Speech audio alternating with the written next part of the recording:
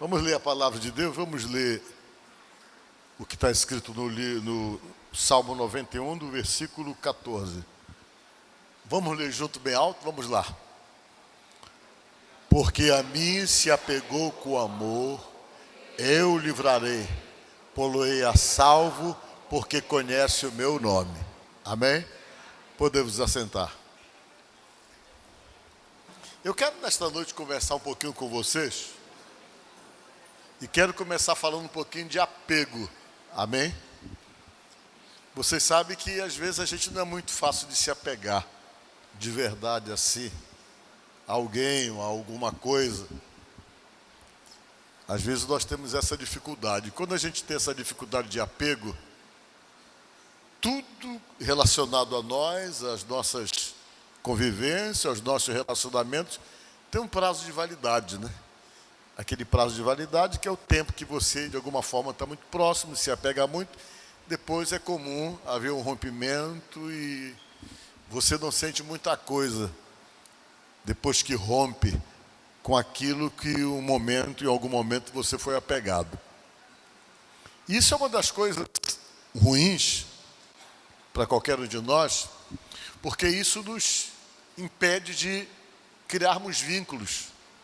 Os apegos, eles criam vínculos, os vínculos se tornam fortes, e geralmente esses vínculos fortes fazem com que você permaneça na convivência, ou ligado em alguém, ou ligado àquilo que é importante para você. E quando a gente tem essa dificuldade de apego, isso é uma das coisas que preocupa a Deus. Por quê?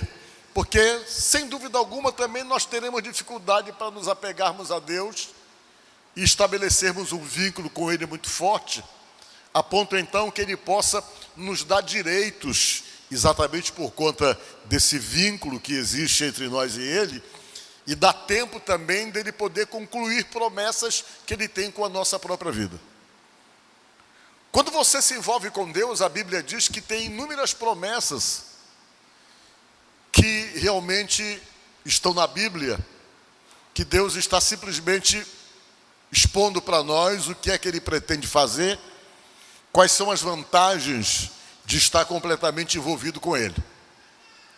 Mas existem promessas que são as promessas que Deus geralmente começa a confirmar logo no começo desse envolvimento, porque tem um salmo que explica isso, que é aquele momento em que você se aproxima de Deus, Deus começa então a se manifestar a você de alguma maneira e criando uma situação para poder conquistar você.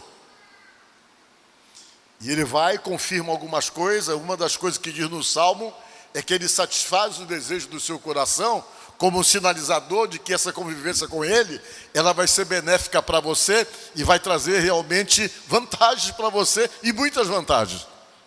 Mas chega um momento que a gente percebe que Deus quer exatamente esse apego para Ele poder confirmar promessas maiores que Ele tem, que são promessas que entram numa fase da vida da gente, do relacionamento com Ele, quando a gente se entrega, quando há profundidade na nossa convivência e na nossa relação com Ele, Ele vem então, já tem outras promessas que Ele vem para aqueles que se apegam. Existem bênçãos que você recebe de Deus através da fé, mas existem bênçãos que elas não estão atreladas à fé, existem bênçãos de Deus que elas estão atreladas à obediência, e essas bênçãos que estão atreladas à obediência, elas só conseguem se configurar na sua vida no momento que você se apega de fato e se envolve de fato com Ele. Porque na hora que você se apega, que você se envolve com Ele, aí vai isso provocar em você algo que nós chamamos de obediência, de fidelidade a Ele, e então você já passa a estar num patamar em que Ele vai confirmar algumas bênçãos que estão diretamente atreladas e ligadas à nossa obediência. Se eu fosse citar para vocês aqui quais são as bênçãos que vêm através da obediência, são muitas. Inclusive a bênção financeira. Para quem não sabe, a bênção financeira, a Bíblia diz que ela se configura através da obediência. Deus pode até no primeiro momento sinalizar alguma coisa para você, se você não conhece muito Ele, mas na hora que você passa a ter exatamente apego e intimidade com Ele, Ele sabe que você não vai ter dificuldade para poder obedecê-lo naquilo que ele pede a você e confirmar para você exatamente aquilo que ele só pode confirmar se houver uma resposta de obediência da nossa parte.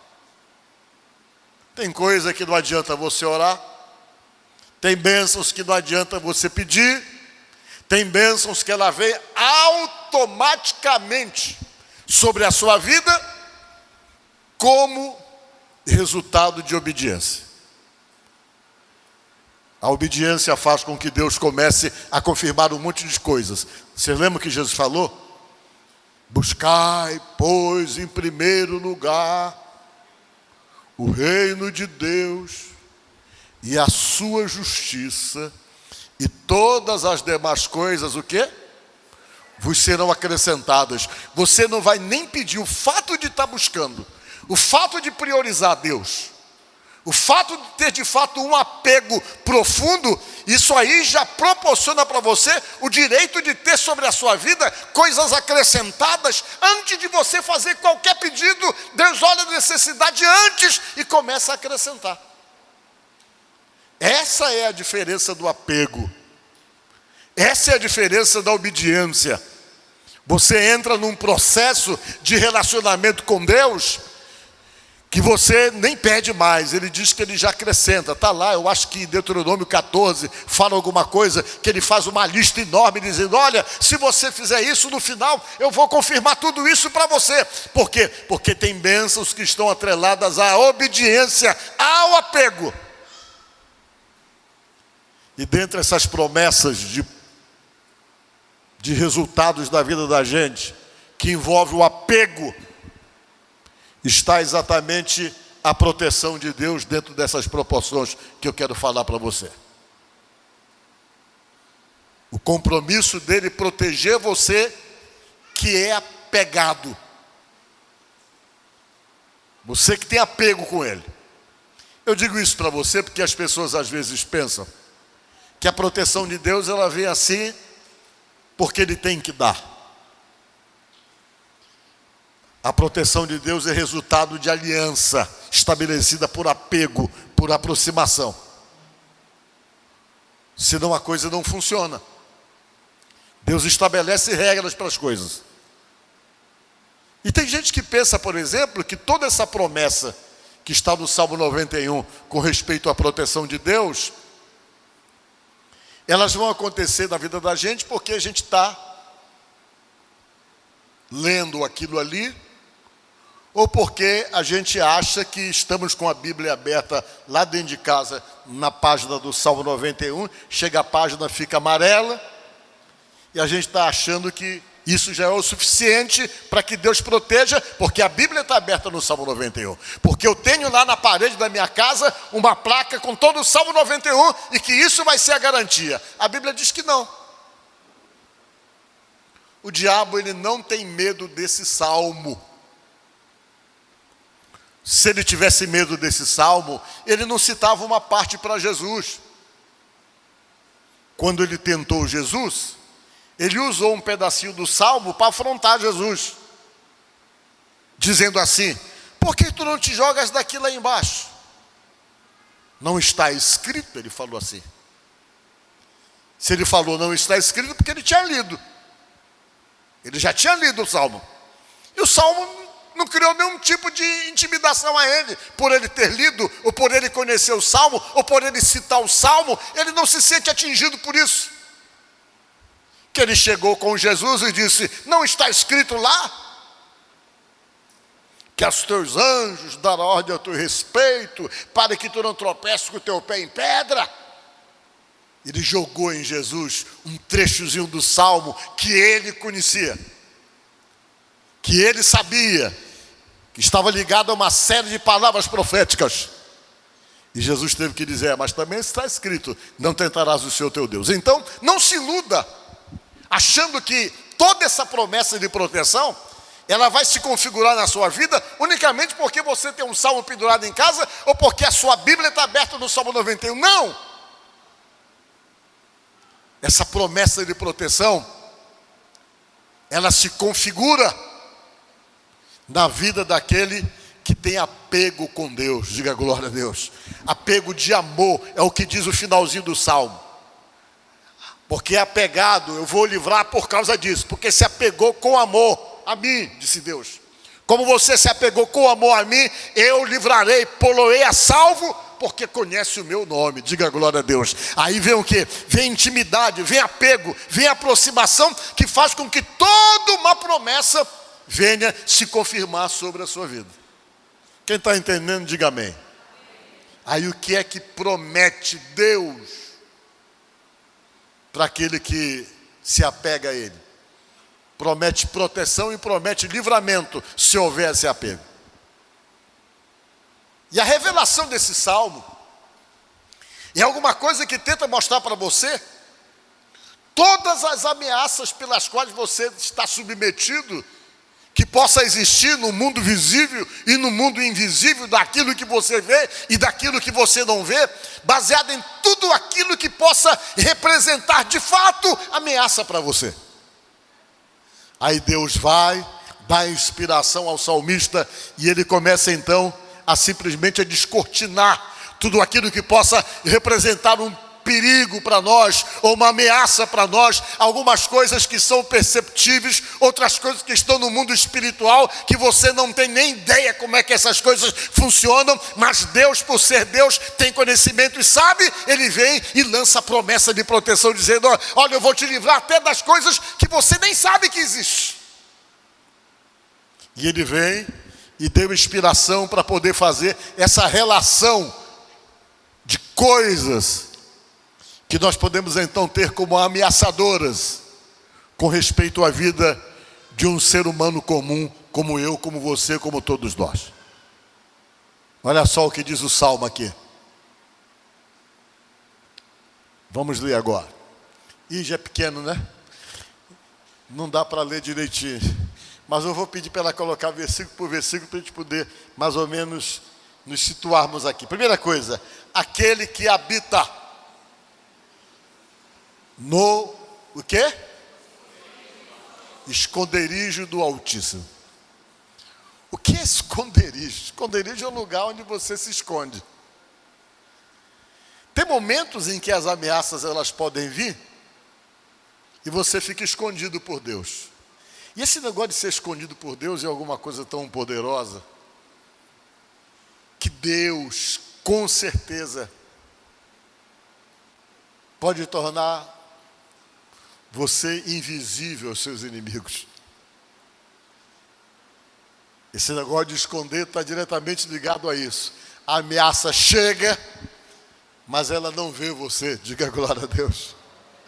O bandido chega para assaltar, mas ele não consegue enxergar você. Porque uma das coisas que Deus está prometendo nessa proteção dele é esconder você.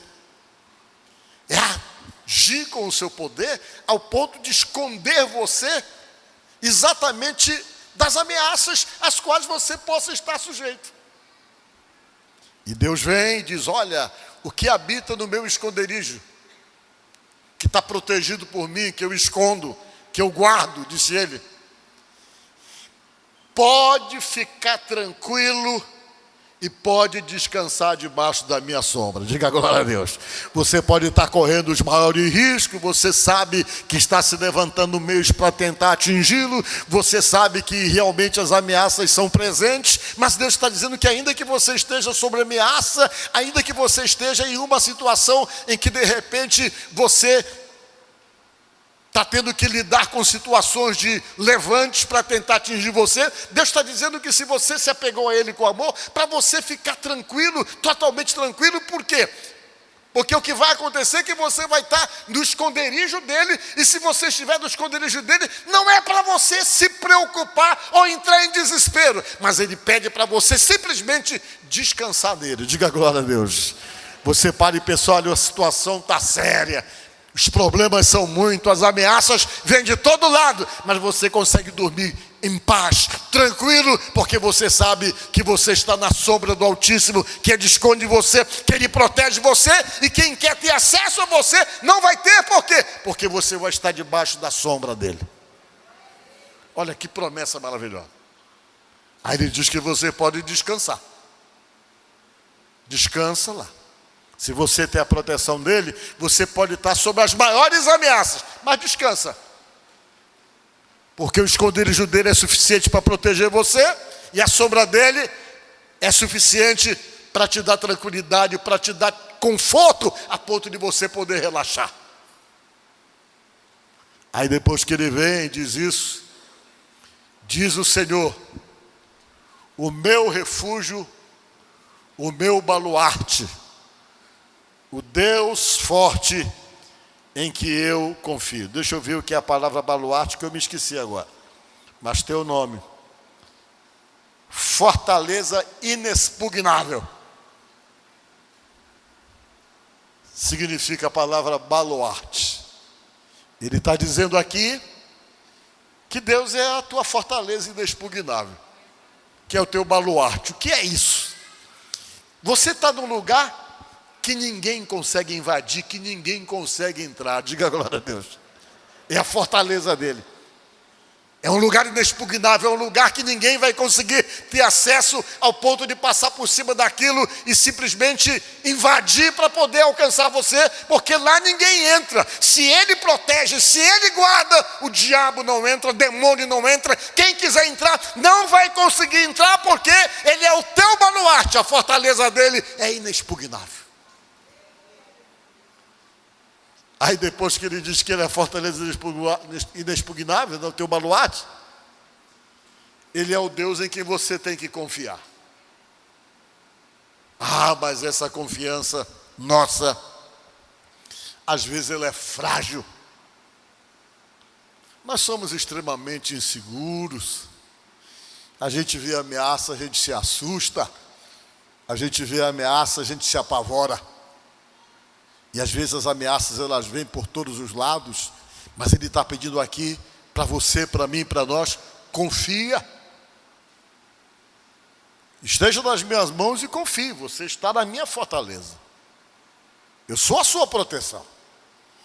E depois que ele fala isso, ele vem e diz: pois ele te livrará do laço do passarinheiro e da peste perniciosa. O que é laço do passarinheiro? Arapuca. Olha como ele está tentando colocar as ameaças vindo por todos os lados. As arapucas, as pegadinhas, as situações que vêm armadas exatamente para tentar pegar você, que ele chama o laço do passarinheiro, que é aquilo que se pega passarinho. Ele está dizendo que ele livra você. Alguém tenta armar, tenta criar uma situação para tentar atingir você. Ele está dizendo que ele livra você até dessas ameaças, as arapucas que de repente você pode estar submetido ao sujeito de alguém criar. Ele está dizendo que ele vai ser a tua proteção, até o ponto que até das armadilhas que fizerem para ti, você não vai cair nela. Diga glória a Deus. Porque ele não vai deixar, que ele vai livrar você, vai tirar você para longe delas. Laço do passarinheiro e da peste perniciosa, daquilo que simboliza realmente o perigo, né? Que é a peste perniciosa. Vamos ver mais. Ele vai te cobrir com as suas penas, e sob as suas asas estarás seguro. E a sua verdade é o quê? Você gosta de pavê? Quem gosta, diga amém. Mas esse aí não é de comer, não. Esse pavê era um escudozinho que, quando você ia para a batalha, você usava na mão. Só na mão esse escudozinho. Um escudo bem pequeno que você usava na mão para poder se proteger. Era um escudo menor. E ele está dizendo que ele era os dois escudos. O escudo da mão, que era chamado de pavês, e o escudo grande, que era colocado no braço. Ele está dizendo aqui que ele é a tua proteção dos ataques. O ataque vem, mas o ataque nunca vai chegar em você, porque ele está dizendo que ele é pavê e escudo, as duas formas de defesa que um soldado tinha, que era o escudo da mão e o escudo do braço. Ele se apresenta e diz que ele é esse escudo para que os ataques e os golpes não cheguem até você. Ele é pavês e escudo. Não te assustarás do terror noturno, nem da seta que voa de dia. Eu mastiguei meu cérebro para tentar descobrir o que era esse negócio de seta que voa de dia. Seta eu sei que é flecha, né? Hoje as pessoas falam muito, fulano, aquilo é uma seta maligna, né? É a seta, e essas setas, eu já sabia que eram flechas, mas eu queria entender por que que isso entrou no meio do espiritual. É espiritual porque está praticamente associado com o terror noturno. Quando eu era mais ou menos, eu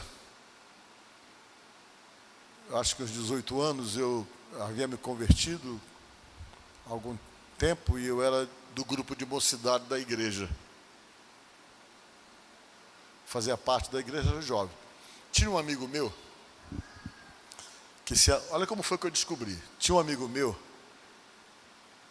que ele namorava com uma menina chamada Áurea, era o nome dela. Nunca mais esqueci o nome dela. Eu acho até que eu já contei essa história aqui. E um dia ele chegou comigo e disse: Paulo, tu que é lá da igreja, será que tu não pode ajudar a Áurea? Eu digo: por quê? Rapaz, ela pega uns caboclos lá, quando ela pega esses caboclos, o negócio é sério, rapaz. Ela fica violenta e o pai dela já fez de tudo, a vida deles é um fracasso. E ele foi me contando a história e um dia me levou na casa dela. Quando eu cheguei lá na casa dela, ela tinha um centro de trabalho no quintal da casa dela. O pai dela era professor da Universidade Federal lá do estado que eu nasci. Ainda era professor da Escola Técnica Federal do Pará. Um homem que na época tinha um salário de classe média para classe média alta, né?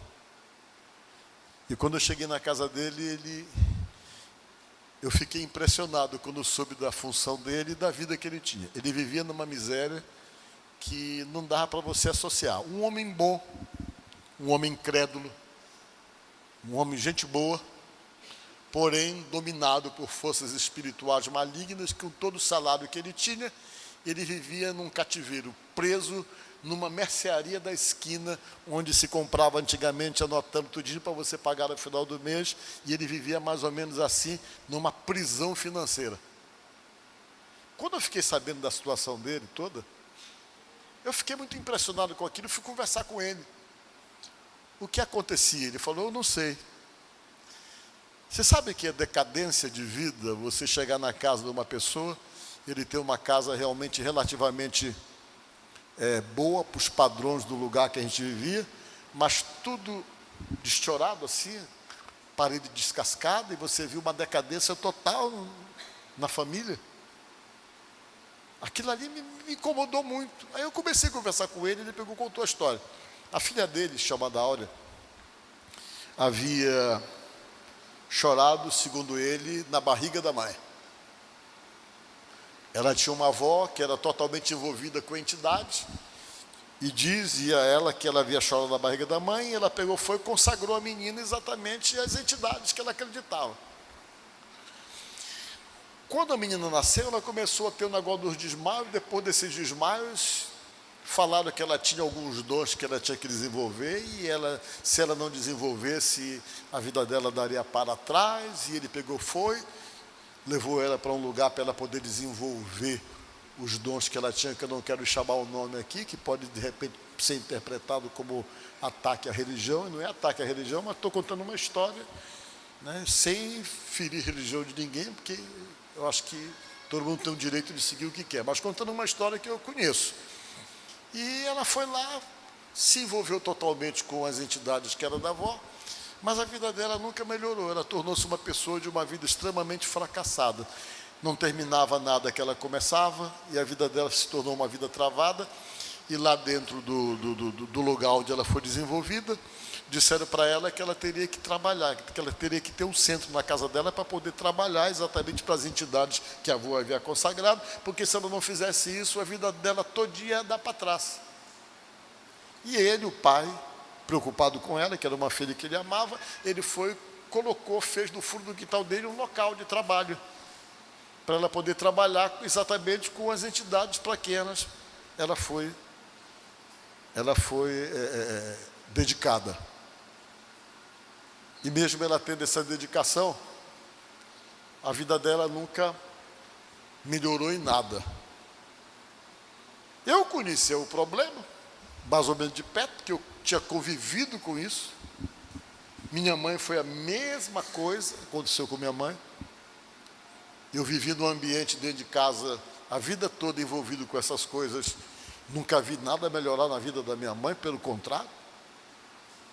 Era um sofrimento, e ela ainda apanhava por causa disso. Tinha dia que ela não sei o que ela deixava de fazer, que as entidades pegavam ela entrava em transe, a minha mãe entrava em transe, chegava na porta da cozinha, tinha uma pedra, ela batia com a mão nessa pedra, assim, bem uns 40 minutos, batia tão forte com a mão na pedra, que a mão estourava todinha, ela em transe batia com a mão. Aí eu chegava e dizia: mas o que está acontecendo com a senhora? Ela falava: não, nada, é que eles estão me dando uma peia, porque ela deveria ter feito alguma coisa que ela deveria fazer, que ela não tinha feito. Eu me revoltava com aquilo, mas eu tinha medo. Vi isso acontecer na minha casa várias vezes. Dia de sexta-feira, eu me acordava de manhã e tinha uma fila, às vezes, de pessoas que iam lá para falar com a minha mãe, que davam umas consultas, e ela jogava umas cartas, e aquelas cartas que ela jogava, parece que ela adivinhava a vida de todo mundo que ia lá, sei lá o que acontecia, e ela ganhava dinheiro com aquilo. Mas tinha alguma coisa naquela época, que depois que eu vim entender, depois de muito tempo que eu vim entender que era Deus, ela não gostava que eu ficasse em casa nos dias dos trabalhos, que ela dizia que eu atrapalhava. Eu me senti um camarada super pesado. Puxa, mas por que não? Você está aqui, você atrapalha tudo, vai embora, sai. E eu ainda não tinha me convertido ainda. E Deus sinalizava para mim, eu não sabia, e hoje eu entendo que o chamado de Deus, ele acontece desde cedo, é Deus que chama, e isso já está determinado para a pessoa. E eu não sabia, e ela chegava e dizia: olha, não sei o que acontece com você, mamãe falava para mim. Se eu vou trabalhar aqui com os meus guias aqui, que você está aqui, e eles não vêm, você atrapalha, você tem que tomar uns banhos, porque tem alguma coisa errada com você. E eu saí acreditando que eu que era o atrasado da história, depois eu descobri que eu não era, não. E eu vi a mesma coisa na casa da Áurea. E eu comecei a conversar com ela. No dia que eu conversei com o pai dela, aí ela estava conversando comigo, não e tal. Aí ela pegou, falou isso, sem conhecer a Bíblia, ela falou: olha, eu vejo tudo, ela disse. Eu vejo tudo, ela disse, para mim. Ela não conhecia nada de Bíblia. Tem dia que eu estou sentado, quando dá meio-dia, eu venho para cá, para a porta de casa, ela falou assim, só para ver as setas passarem. Passa um monte de seta aqui. Eu digo: o que é seta, Áurea? É umas flechas que passam. Eu digo: o que é isso? São flechas endereçadas. Ela falava para mim: flechas endereçadas, feitas exatamente lá dos lugares que pessoas fazem o trabalho é feito, e isso é lançado e jogado em forma de flecha. Ela falava para mim. Aí eu associei com isso aqui. Eu digo: ela disse: e não tem hora para passar, passa meio-dia, passa meia-noite, essas flechas ficam indo direto, tem endereço certo, é feito aqui e tal, se eu fizer aqui no meu terreiro e tal, aquela coisa toda, as flechas vão para onde tem que ir fazer o serviço. Aí eu digo: eu estou entendendo, então, essas flechas que falam lá no Salmo 91, flecha que voa de dia. Aí eu comigo, né, com meus botões, eu digo: elas são, todos os trabalhos endereçados, eles vão em forma de flecha, atingir lá a pessoa onde ela estiver. E nesse dia que eu estou conversando com ela, ela se incorporou, ou com uma entidade chamada Jarina. Estava conversando bem comigo na sala, de repente a fisionomia dela mudou, ela deu um nó na saia e saiu dali e foi embora para dentro da casa dela. A casa era grande, e foi lá. Aí depois o pai dela, que era o homem que tinha mais medo, que era o mais inseguro da casa, chegou: olha, o que é? Eu preciso que você vá embora. Eu disse: eu vou embora por quê? porque a dona Jarina disse que não suporta você. Dona Jarina mandou dizer que ela está lá na cozinha dizendo que não suporta você. Eu digo, é mesmo? Eu peguei, olhei no corredor assim, a Jarina estava lá com o Juan, ela pegou uma garrafa de álcool desse tamanho, tomou num guti-guti assim, de repente, a garrafa de álcool. Para me intimidar, para dizer, olha, eu estou aqui, tu não mexe comigo. Só que eu já tinha Jesus. Eu digo, pois é, então o senhor volte lá e diga para ela que eu também não suporto ela. Ela falou assim, não diga isso. O último namorado da Áurea que ela teve aqui, ele foi falar alguma coisa, ela pegou a dona Jarina, deu uma pancada nele, que ele caiu no pé de uma mangueira que tinha na frente da casa deles assim. Ele foi bater lá longe, uma força normal que ela cria. Eu digo, pois é, ela tem essa força para quem não conhece o Deus Todo-Poderoso da Bíblia. Porque quem conhece o Deus Todo-Poderoso da Bíblia, a Bíblia declara o quê? Que aquele que é de Deus, o maligno não lhe toca. Veja aí, só para você saber como é que funciona essas coisas do mundo espiritual, como é que Deus faz. Deus já declarou, olha, aquele que é de Deus, que tem apego, que é apegado, que está com Deus, nem fica preocupado que o maligno não pode tocar nele. Ele tem aliança. Ele tem laço com alguém. E quando você tem laço com Deus, não tem capetinha, não tem capetão que possa tocar em você. Por quê? Porque a proteção maior que existe com respeito ao mundo espiritual é a proteção de Deus. E se essa proteção de Deus está com você, maligno vai ter que dizer, não dá para tocar nele, porque ele tem compromisso com aquele que é todo poderoso. Diga glória a Deus. Vamos ler juntos? Sabemos que todo aquele que é nascido de Deus não vive pecado. Antes, aquele que nasceu de Deus o guarda, e o maligno que não lhe toca. Não pode tocar. Eu disse para ele, olha, não adianta, não fico preocupado não. Mas ele me colocou para fora da casa. E eu continuei indo lá para evangelizar. Eu ganhei a família para Jesus. E no dia que ela se libertou, que eu levei na igreja, que eu ainda não era pastor, não tinha autoridade para estar expulsando demônio por aí, levei e o meu pastor libertou ela. Ela se converteu, junto com o meu amigo também, e Deus fez uma revolução na casa deles. Porque depois que ela conheceu Jesus e todo mundo se apegou a Jesus, as coisas mudaram dentro da casa, o homem começou realmente a viver aquilo que ele tinha direito. Por quê? Porque na hora em que ele se envolveu com Deus, o devorador não teve mais acesso ao que pertencia a ele. O tal do devorador que a Bíblia fala, não teve mais acesso. E quando não teve mais acesso, ele passou a ter uma vida digna como resultado do trabalho dele, que ele era um homem que trabalhava muito, mas não tinha proteção que precisava ter de Deus, que ele passou a ter depois. Então foi aí que eu soube do terror noturno. O que é seta que voa de dia? O que é terror noturno? São os ataques espirituais que vêm e tentam te apavorar, te assustar, te fragilizar. Por isso que a Bíblia diz naquele texto, não temas e não te assombres, né? É uma coisa mais ou menos assim, né? Que a Bíblia fala, para você não temer e não se assombrar, porque são os dois estágios do medo. Primeiro você fica temeroso, com medo. Depois você se assombra, aí você já vê ameaça em tudo. Para você não ter essas coisas, mas para você confiar nessa proteção de Deus que te guarda. Então, esse é o terror noturno, né? E essas setas que eu passei a entender que significava isso aí, que eu não consegui entender. Vamos ler mais o texto.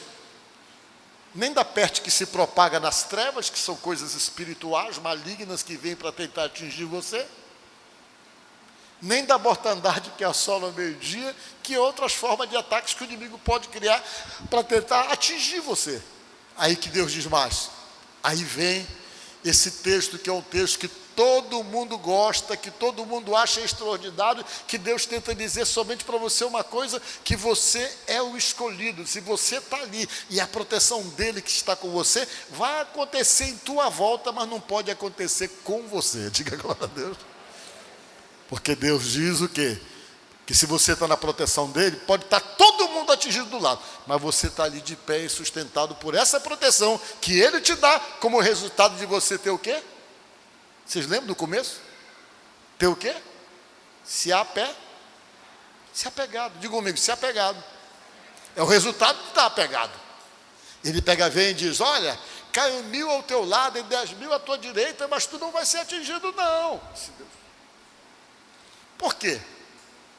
Somente com os teus olhos tu vai ver o que está acontecendo. Tu vai ver o castigo daqueles que se mantêm em piedade e afastados de Deus, eles se tornam alvo fácil. Continue. Por disseste, o Senhor é o meu refúgio, fizeste do Altíssimo a tua morada. Nenhum mal te sucederá, praga nenhuma chegará à tua tenda, vai chegar na tua casa, não pode chegar, disse Deus. Porque os seus anjos darão ordem ao teu respeito. Deus vai dizer ao anjo, vai lá e guarda ele, protege ele. E Deus começa então a dar ordem e a definir coisas com respeito a essa proteção que ele está prometendo aqui. Ele vai dar anjo ao teu respeito de uma forma única, dizer, falando sobre você, fulano, guarda ele, protege ele, cuidado, está havendo ameaça. Ora, se não houvesse ameaça no mundo espiritual, Deus não estava preocupado em mandar anjo para guardar alguém. O que prova então que a nossa vida, ela vive constantemente sob ameaça, sobre risco. A prova é que esses riscos espirituais existem, que a Bíblia diz que Deus falou da sua palavra, a sua palavra diz que ele manda anjo para se acampar ao nosso derredor. É o que diz a Bíblia. Se nós não corrêssemos risco nenhum, se não houvesse riscos espirituais no mundo invisível, Jesus não dizia para você, para mim, para quando nós orássemos, que na nossa oração que foi ensinado no Pai Nosso, nós falássemos na oração, toda vez que fôssemos orar, livra-nos do mal, livra-nos do mal. Por que ele manda de você dizer? Porque ele entende que o mal existe e que só ele pode ser essa proteção com respeito ao mal. Senão ele não mandaria você colocar isso na sua oração. Ele vem e diz, porque os seus anjos darão ordem a teu respeito para te guardar em todos os teus caminhos. Eles te sustentarão nas suas mãos, para você não tropeçar na pedra. Pisarás os leões, as ameaças, o áspide, que é a serpente, calcarás o leãozinho e a serpente. O inimigo, as forças espirituais, as obras malignas não vão conseguir. Você vai ter autoridade pela presença de Deus em você de pisar no mal, mas o mal não vai poder se sobrepor a você. É o que Deus está prometendo nesse salmo. Ele vem e diz, porque a mim, aí vem o que eu li do começo, se apegou com amor. Diga glória a Deus. Eu o livrarei, poloei a salvo, porque conhece o meu nome. Diga glória a Deus. Isso é promessa de proteção. Mas essa proteção todinha que você está lendo aí, ou que nós lemos, tudo aquilo que Deus está prometendo, Ele está dizendo que só é possível se você se apegar a Ele. Se apegue a Deus. Se apegue a Ele com amor. Faça dele o seu Deus. Que essa relação com Ele não tenha prazo de validade. Que seja eterna, que seja permanente. Que você se envolva, se relacione. E mantenha esse laço forte com Ele. Porque se houver esse apego, Ele precisa tanto que você se apegue a Ele de verdade, que Ele fica prometendo proteção para você, para ver se nós ficamos estimulados a nos apegarmos a Ele e a entendermos que só Ele é a nossa força e a nossa proteção diante das ameaças e no meio das situações difíceis da própria vida. Então, a palavra é essa: se apegue a Deus. Porque quando há esse apego, Ele diz no Salmo, que você vai descansar no esconderijo dEle e na sombra dEle, sem se preocupar, ainda que as ameaças estejam aí, mas Ele diz para você descansar e saber que Ele está cuidando de você. Amém? Então pensa nisso. E que Deus possa abençoar a mim, a você e a todos nós. No nome de Jesus. Amém?